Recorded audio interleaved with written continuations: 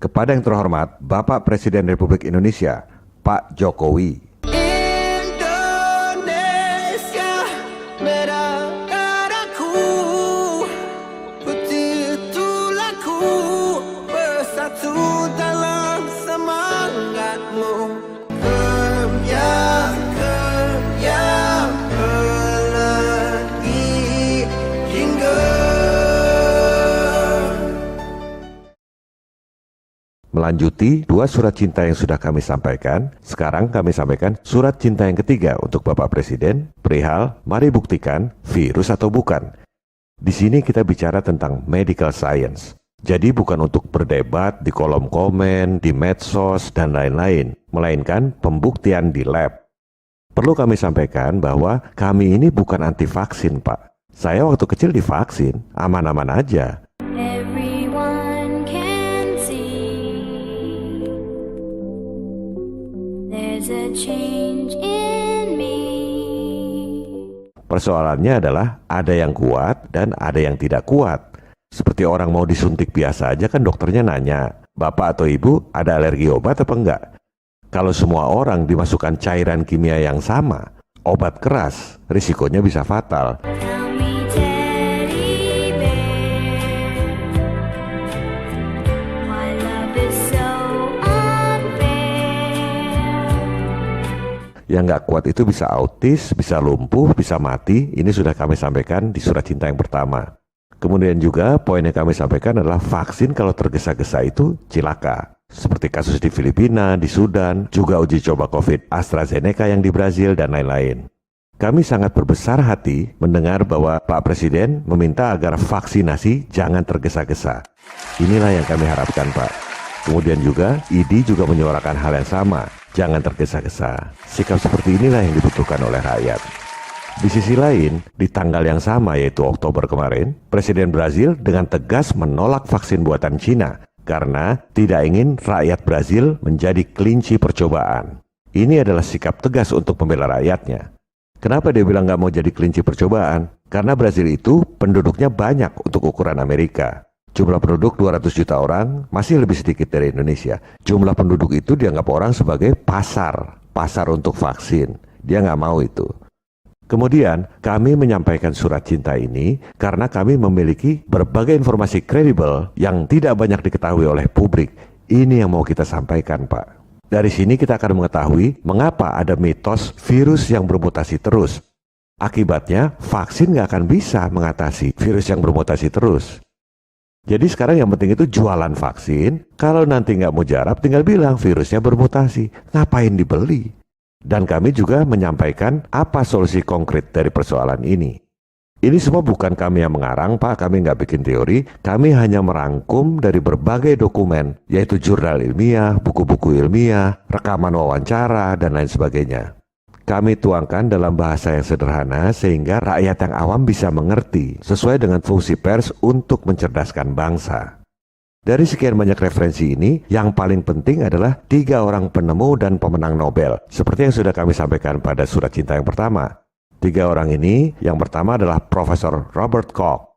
Ia adalah penemu pembuktian sebab akibat antara kuman dengan penyakit menular, yang kemudian memperoleh hadiah Nobel tahun 1905. Pembuktian sebab akibat ini adalah hal yang sangat mendasar dan tidak pernah dilakukan untuk COVID ini. Bagaimana mau bikin vaksin? Sebab akibatnya aja nggak pernah dibuktikan. Jadi bukan cuma meneliti urutan genetik seperti matematika, CATG. Yang penting makhluk virusnya mana. Dan harus dibuktikan makhluk virus itu betul-betul mengakibatkan penyakit. Bukan hanya memeriksa urutan genetik. Kemudian yang kedua adalah penemu virus HIV, yaitu Profesor Luc Montagny dari Prancis. Dan dia memperoleh hadiah Nobel tahun 2008. Semua orang bicara soal HIV, soal AIDS, tapi nggak pernah dengar sebenarnya apa yang dia lihat. Virus yang bermutasi terus itu apa? Ini yang akan kita bongkar melalui pengkajian ini. Dan narasumber ketiga adalah penemu PCR, Dr. Kary Mullis, asal Amerika. Dan ia memperoleh hadiah Nobel tahun 1993. Sekarang ini soal COVID, PCR ini menjadi dasar untuk memvonis orang terinfeksi COVID atau tidak. Jumlah korban banyak atau tidak. PSBB atau tidak. Dasarnya PCR yang dianggap paling akurat. Tapi orang nggak pernah dengar Kary Mullis sendiri sebenarnya ngomong apa. Penemu PCR ini paling marah alatnya digunakan untuk memvonis orang sakit AIDS pada saat dia masih hidup. Sekarang sudah meninggal. 5 bulan sebelum COVID, Dr. Kary Mullis meninggal. Ini yang akan kita sampaikan, Pak. Untuk narasumber yang pertama, Profesor Robert Koch, kita sudah jelaskan dengan panjang lebar pada episode 24. Kemudian kita masuk pada narasumber kedua, yaitu penemu virus HIV. Mengapa ini penting? Karena disebut-sebut COVID ini bermutasi terus, persis seperti HIV. Dan ini yang bikin nggak akan sembuh meski sudah ada vaksinnya. Like a comet blazing across the evening sky,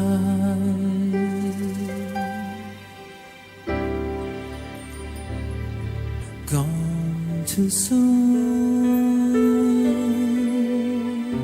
Latar belakang sebelumnya, tahun 1981 ditemukan penyakit baru yang disebut AIDS. Ketika itu orang belum tahu penyebabnya apa. Like a sunset, die with the rising of the moon.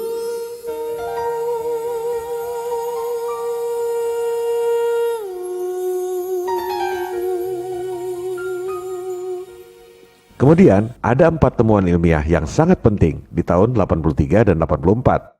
Di tahun 1983, Profesor Luc Montagny di Prancis menemukan sebuah makhluk mikro baru yang ia namakan LAV. Tahun 84, di Amerika, ada seorang dokter bernama Robert Gallo menemukan makhluk mikro yang baru juga. Dia kasih nama HIV. Di tempat lain, di tahun 83 itu, Dr. Philip Stahl menemukan makhluk mikro baru juga. Ketika ditemukan belum dikasih nama, belakangan dinamai eksosom.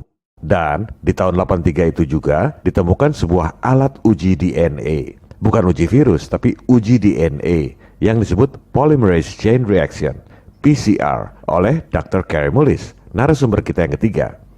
Kita akan lihat makhluk mikro yang ditemukan di tempat yang berbeda dengan nama yang berbeda itu, makhluknya memang beda atau sebenarnya sama. Kita kaji yang dua ini dulu. Virus LAV yang ditemukan di Prancis dengan virus HIV yang ditemukan di Amerika. Ternyata makhluk virusnya sama, meski namanya beda dan ditemukan oleh orang yang berbeda. Hingga akhirnya hadiah Nobel diberikan kepada 2 orang ini yang sebenarnya saling tidak suka satu sama lain. Kenapa bisa begitu? Jadi yang pertama menemukan ini adalah Luc Montagny. Dia temukan makhluk mikro, dia namakan LAV. Dari sampel orang yang terinfeksi AIDS. Dia nggak pernah bilang bahwa virus itu penyebab AIDS. Kenapa? Karena makhluk mikro di dalam tubuh itu banyak sekali.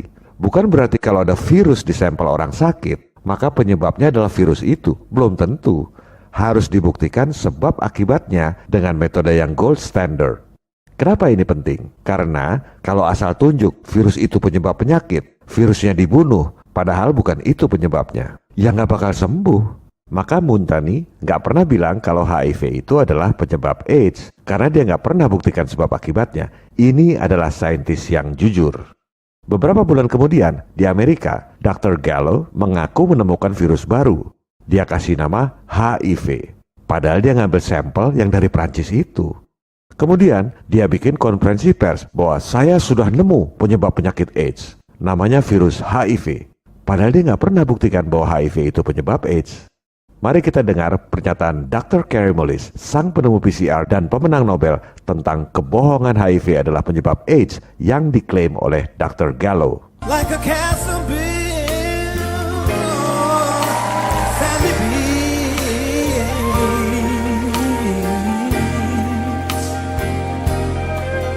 gone too soon, gone too soon.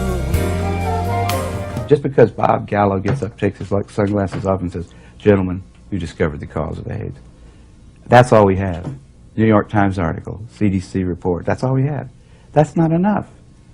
That's not enough to that is not sufficient to like publish even a meager little scientific paper somewhere. That isn't enough for scientists to believe some inconsequential fact about some star 50 light years away. That's certainly not enough to treat at the cost of billions of dollars a year and at the cost of a lot of lives and anguish and just destroyed. Lives have just been totally ruined by this thing on the basis of some flimsy little statement made by a guy who's known to be a crook in lots of other ways. Like a perfect, perfect love, just be on your wings. Go on too soon. Yeah. Perlu kami tegaskan di sini bahwa yang dimaksud oleh Kary Mullis adalah penelitian Gallo sebelum dia mengumumkan HIV penyebab AIDS tahun 84.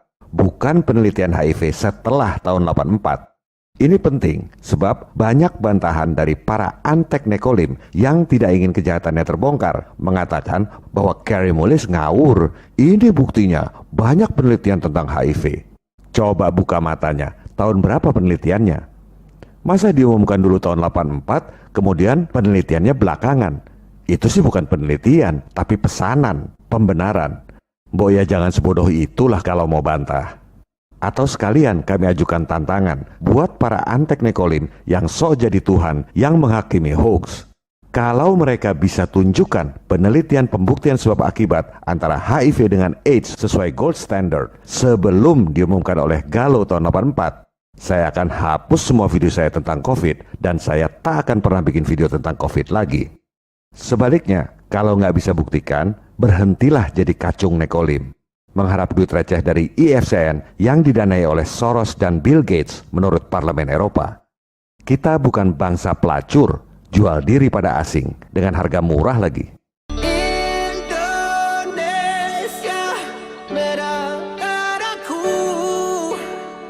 Kita kembali lagi pada 4 temuan ilmiah yang sangat penting di tahun 83-84.